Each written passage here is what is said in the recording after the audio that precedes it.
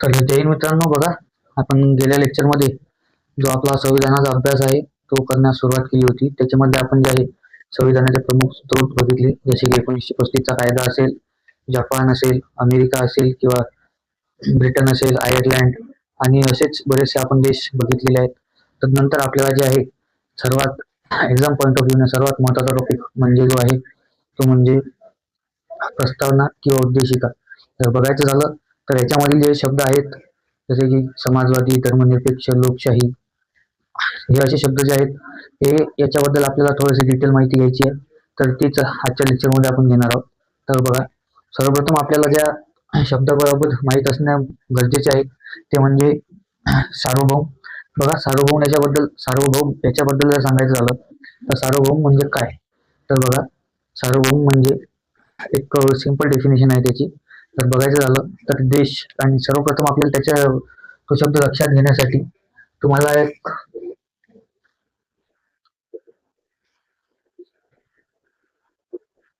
या दोघांमधला डिफरन्स जो आहे तो माहीत असणे आवश्यक आहे.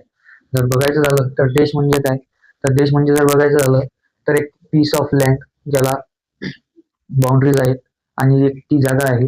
बट जे राष्ट्र आहे, जेव्हा हा पीस ऑफ लँड आहे, जेव्हा इथं इथची जी गव्हर्नमेंट आहे त्या गव्हर्नमेंटला स्वतःचे आतील किंवा बाहेरील निर्णय घेण्याची क्षमता ही पूर्णपणे प्राप्त होते, त्यावेळेस त्याला आपण राष्ट्र म्हणतो. तर याच्यामध्ये जर बघायचं झालं तर याच्यामध्ये जवळपास आता कुठलाच देश येत नाही. बट आपण जर बघायचं झालं तर राष्ट्रामध्ये आपल्याला सर्व काही उदाहरणं बघायला मिळतात, जसे की भारत आहे, अमेरिका आहे, यू अमेरिका म्हणजे USA आहे, आणि असे बरेचसे देश आहेत, राष्ट्र आहेत. आपण त्यांना देश सुद्धा म्हणू शकतो, कारण की त्यांना एक फिक्स लँड बाउंड्री सुद्धा आहे आणि त्यांना स्वतःचे आतील आणि बाहेरील निर्णय घेण्याची जे हक्क आहेत किंवा क्षमता आहेत त्या प्राप्त आहेत. तर बघा, याच्यामध्ये तुम्हाला लक्षात ठेवायचा पॉईंट आहे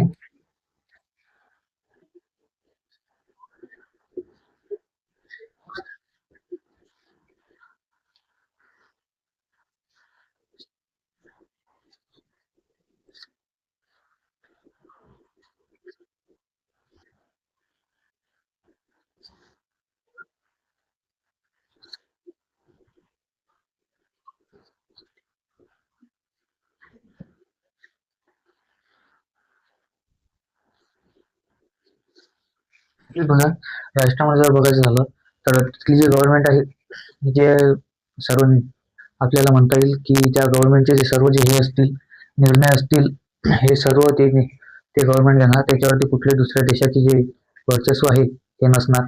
तर बघा, आता आपला पहिला शब्द जो आहे आजचा तो म्हणजे आपल्या उद्देशिकेमधला किंवा प्रस्तावनेमधला तो म्हणजे सार्वभौम. सार्वभौम याच्याबद्दल सांगायचं झालं तर सार्वभौम म्हणजे हेच आहे की आता भारताला स्वतःचे अंतर्गत आणि बाहेरील निर्णय घेण्यासाठी कुठल्याही दुसऱ्या राष्ट्राची गरज नाही. तर बघा, याच्यावरती एक उभा राहिलेला एक सर्वात महत्वाचा आणि एक्झाम पॉईंट ऑफ व्ह्यू आणि सर्वात जास्त ट्रेंडिंग पॉईंट म्हणजे ऑपरेशन सिंदूर झाल्यानंतर अमेरिकेचे राष्ट्रपती डोनाल्ड ट्रम्प यांनी घोषित केले होते की भारताला युद्ध थांबवण्यासाठी मी सांगितलं.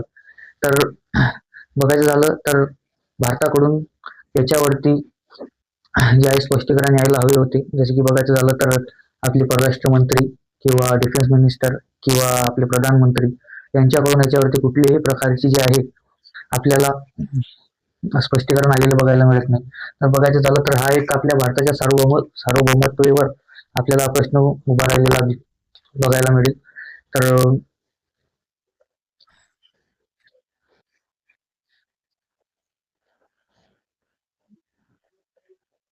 सार्वभौम सार्वभौम म्हणजे काय?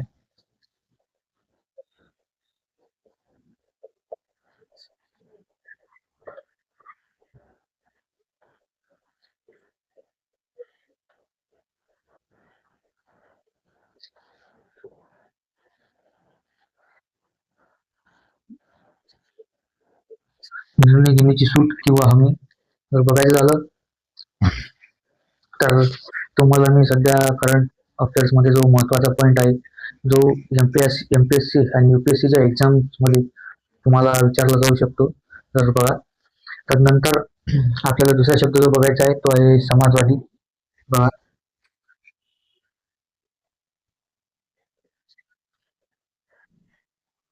समाजवादी. या शब्दाबद्दल सांगायचं झालं तर समाजवादी हा शब्द जो आहे हा आपल्या प्रस्तावनेत किंवा उद्देशिकेत हा पहिले नव्हता.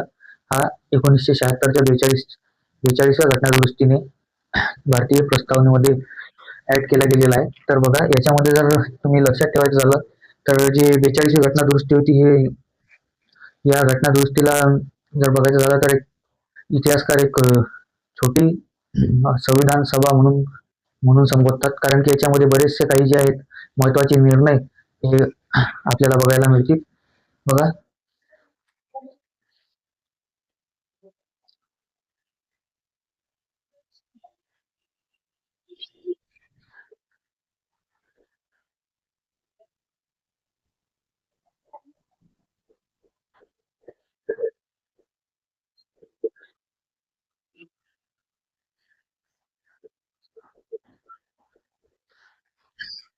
जर बघायचं झालं तर या समाजवादीमध्ये जे आहे आपल्याला दोन महत्वाचे पॉईंट बघायला मिळतात. ते म्हणजे एक मार्क्सवादी मार्क्सवादी समाज, एक मार्क्स समाजवादी आणि एक जे आहे गांधी समाजवादी. तर बघायचं झालं तर भारताची जी समाजवादी रचना आहे ही मिश्र प्रकारची आहे, पण आपल्याला जास्त करून याचा भर जो आहे हा गांधीवादीकडे बघायला मिळतो. कारण की मार्क्सवादी याच्यामध्ये जर बघायचं झालं तर त्याच्यामुळे तुम्ही लक्षात ठेवा एक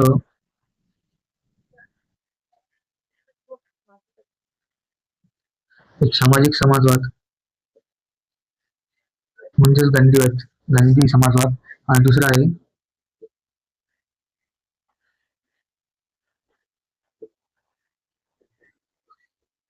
मार्क्स समाजवाद. तर याच्यामध्ये जर मेन डिफरन्स लक्षात ठेवायचा असेल तर याच्यामध्ये तुम्ही लक्षात ठेवा की जे उत्पादन आहे त्याच्यावरती शासनाचे, आता जर बघायचं झालं तर याच्यामध्ये थोडा इकॉनॉमिक्सचा पार्ट येतो. जर मार्क्सवादी जे मार्क्स होते यांच्या म्हणण्यानुसार जे आहे सर्वांच्याकडे सर्व समान आणि एक स्वरूपाचे असावे, बट असे असणे शक्य नाही. कारण की बघायचं झालं तर आपल्या देशामध्ये आपल्याला जे आहे हे काही खूप अमीर व्यक्ती सुद्धा बघायला मिळतात आणि खूप आपल्याला खूप काही जे आहेत एकदम गरीब किंवा जे एकदम ग्राउंड लेवलवरती जे आहे आपल्याला बघायला मिळेल की खूप गरीब लोक आहेत, त्यांची दोन वेळेसची जेवणाची सुद्धा सोय लागत नाही अशी सुद्धा आपल्याला बघायला मिळतात. त्याच्यामध्ये जर बघायचं झालं तर आपल्या देशामध्ये जी मार्क्स समाजवाद आहे हा लावणे किंवा शक्य नव्हता. त्याच्यामध्ये जर बघायचं झालं तर सर्व सर्व उद्योगांवरती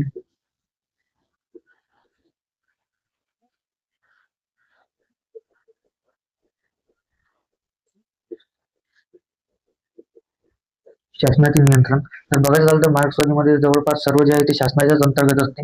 आणि जर एखादी जर प्रायव्हेट कंपनी असली तर तिच्या उत्पादनावरती जो आहे यांनी एक निर्बंध लावलेला असतो. जर बघा एक फॉर एक्झाम्पल तुम्हाला सांगायचं झालं तर कुठली समजा एक चप्पल बनवण्याची फॅक्टरी आहे, तर त्या चप्पल बनवण्याच्या फॅक्टरीमध्ये कसं होईल की त्याला सांगितलेलं असेल तो दिवसाला जे आहे ते 10च जो चपलाचे बनवायचे.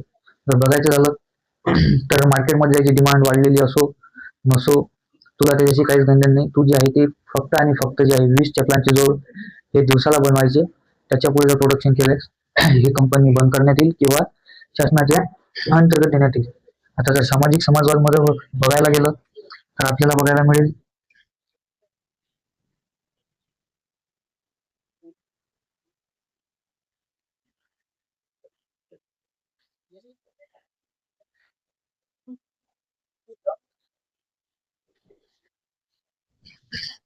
शासकीय व खासगी दोन्हींचा भर आहे. तर बघायचं झालं तर आपल्या देशामध्ये जे आहे बघा फॉर एक्झाम्पल ज्या मोठ्या मोठ्या इंडस्ट्रीज आहेत त्या गव्हर्नमेंटच्या सुद्धा आहेत आणि काही ज्या आहेत त्या खाजगी सुद्धा आहेत. जसं की बघायचं झालं तर अदानी ग्रुप आहे, तर भारतीय रेल्वे जी आहे ही सरकारच्या पूर्ण ताब्यामध्ये आहे. अशी जी आहे आपल्याला सामाजिक समाजवादामध्ये आणि जे मार्क्स समाजवाद आहे त्याच्यामध्ये जे डिफरन्स आहे तो आपल्याला बघायला मिळेल. बघा तर नंतर आपल्याला जो तिसरा शब्द लक्षात ठेवायचा आहे तर तो म्हणजे, आता या समाजवादाबद्दल तुम्हाला एका ओळीत सांगायचं झालं तर हा समाजवाद म्हणजे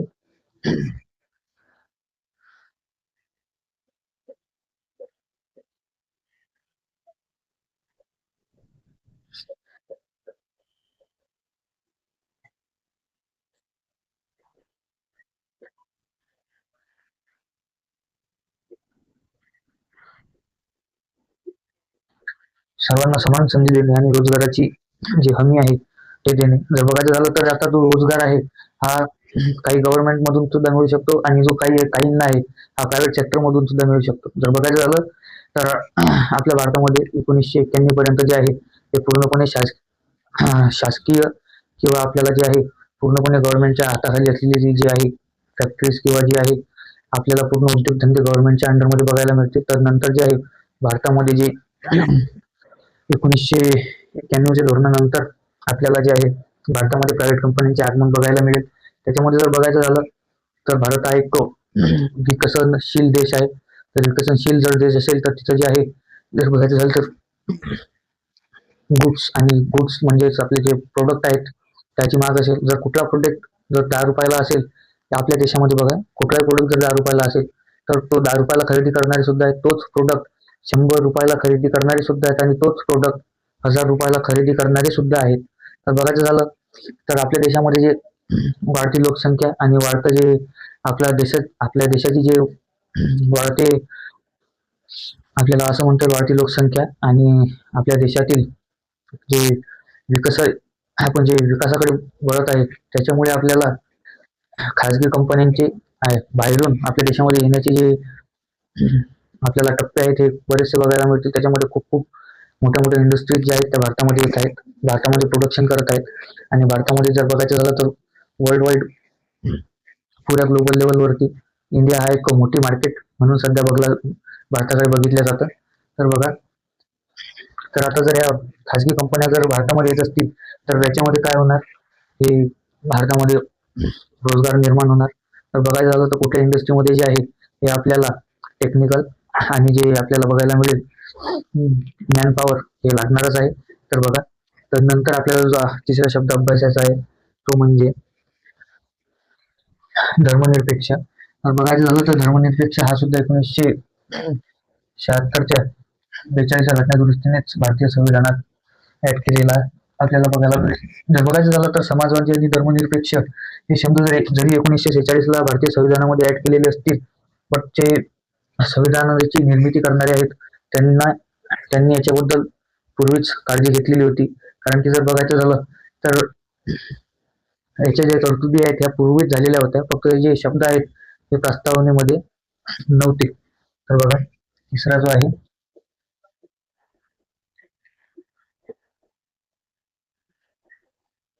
धर्मनिरपेक्ष हा सुद्धा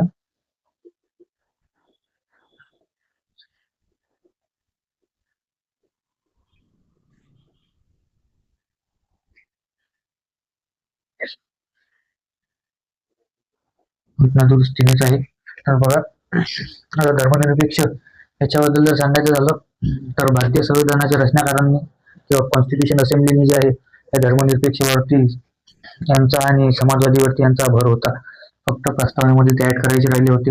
तर बघायचं झालं तर याचे जे अनुच्छेद आहेत आपल्याला बघायला मिळतील 25 ते 28 हे भारतीय संविधानामध्ये जे आहे निर्मितीच्या वेळेसच होते.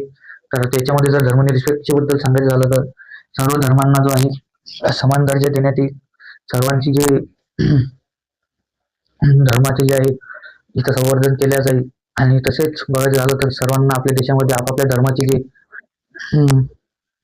फॉलो समजा बघायचं झालं तर हिंदू धर्माचे जर फॉलोअर्स आहेत तर त्यांना हिंदू धर्म जो आहे बाळगण्याचा अधिकार आहे, मुस्लिमांना मुस्लिम धर्म बाळगण्याचा अधिकार आहे, ख्रिश्चनांना ख्रिश्चन धर्म बाळगण्याचा अधिकार आहे किंवा त्यांच्या ज्या रूढी परंपरा आहेत त्या चालू ठेवण्याचा अधिकार आहे. जर बघायचं झालं तर काही रूढी परंपरा आपल्याला बंद झालेल्या बघायला मिळते आणि त्या बंद होणे हे काळाची गरज होती. त्याच्याबद्दल आपण चर्चा करणार नाही आहोत. तर बघा हे झाले आजचे आपले 3 शब्द. जर बघायचं झालं तर याच्याबद्दल तुम्ही एका वाक्यात लिहू शकता.